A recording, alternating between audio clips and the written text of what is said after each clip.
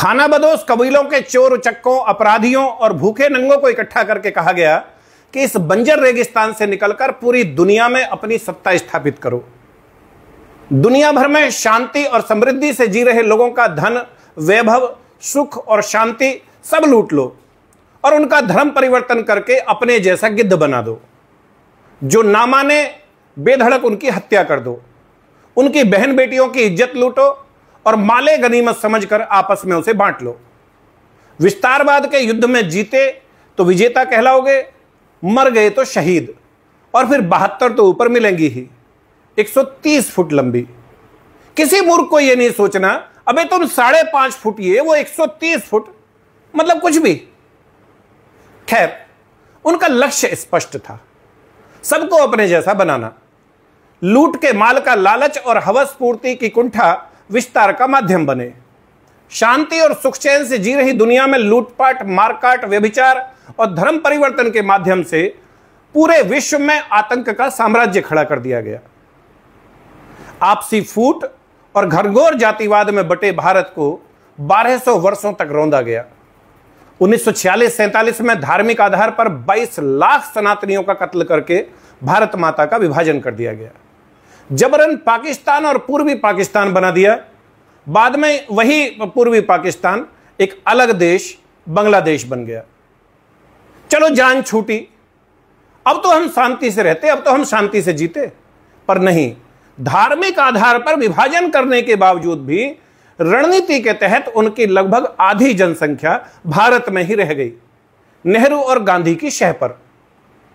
भारत में बचे रह गए उन लोगों की एकजुट वोटों के सहारे सत्ता में बने रहने के लालच के कारण नेहरू ने उनकी अंधाधुंध बच्चे पैदा करने की साजिश की ओर से अपनी आंखें मूंदे रखी।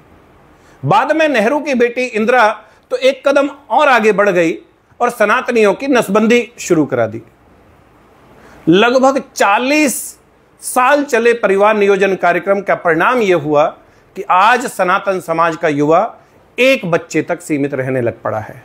दूसरी ओर एक बहुत बड़ी साजिश के तहत 8-8, 10-10 बच्चे पैदा करने वालों के कारण आने वाले कुछ वर्षों में वो आबादी फिर से भारत की कुल आबादी का 25% हो जाएगी।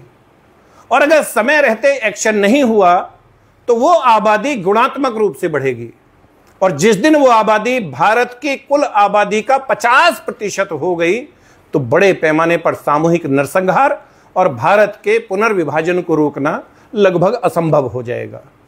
इसलिए अब यह आवश्यक हो गया है कि सबसे पहले जनसांख्यिकीय असंतुलन की समस्या के समाधान के लिए कड़े दंडात्मक प्रावधानों वाला जनसंख्या नियंत्रण कानून बनाकर सभी के ऊपर समान रूप से लागू किया जाए। 11 जुलाई को हर वर्ष देश के अधिकांश जिला मुख्यालयों पर जनसंख्या समाधान फाउंडेशन अथवा राष्ट्रीय हिंदू फ्रंट के नाम से धरना प्रदर्शन और माननीय प्रधानमंत्री भारत सरकार के नाम ज्ञापन दिया जाता रहा है। अब इससे काम नहीं चलेगा ना, इससे काम नहीं चलेगा। यह हमारे अस्तित्व और बच्चों के भविष्य का सवाल है। अब चूके तो आने वाली पीढ़ियां हमें कभी माफ नहीं करेंगी। जरूरी है इस बार देश का हर हिंदू, मतलब हर हिंदू, हर सिख, जैन, बौद्ध 11 जुलाई को अपने घर, दुकान, नौकरी, खेत खलिहान से 2 घंटे का समय निकालकर सुबह 10 बजे अपने जिले की कलेक्ट्रेट पे पहुंचे। आह्वान भले ही राष्ट्रीय हिंदू फ्रंट ने किया हो, इस बार सभी हिंदू बड़ी संख्या में एकजुट होकर जनसंख्या नियंत्रण कानून की मांग पर मुखर होकर आवाज उठाएं। देश भर में सनातन एकता का ऐसा सैलाब नजर आना चाहिए कि प्रधानमंत्री जी को यह विश्वास हो जाए कि जातिगत भेदभाव से ऊपर उठकर तमाम सनातन समाज उनकी सरकार के साथ है। अभी से जुट जाइए। धरातल पर बैठक तो खैर करनी ही पड़ेगी, इसके साथ साथ इस अभियान को सोशल मीडिया के माध्यम से भी फैलाइए, अधिक से अधिक फैलाइए। हर हर महादेव, हर हर महादेव, जय हिंदू राष्ट्र।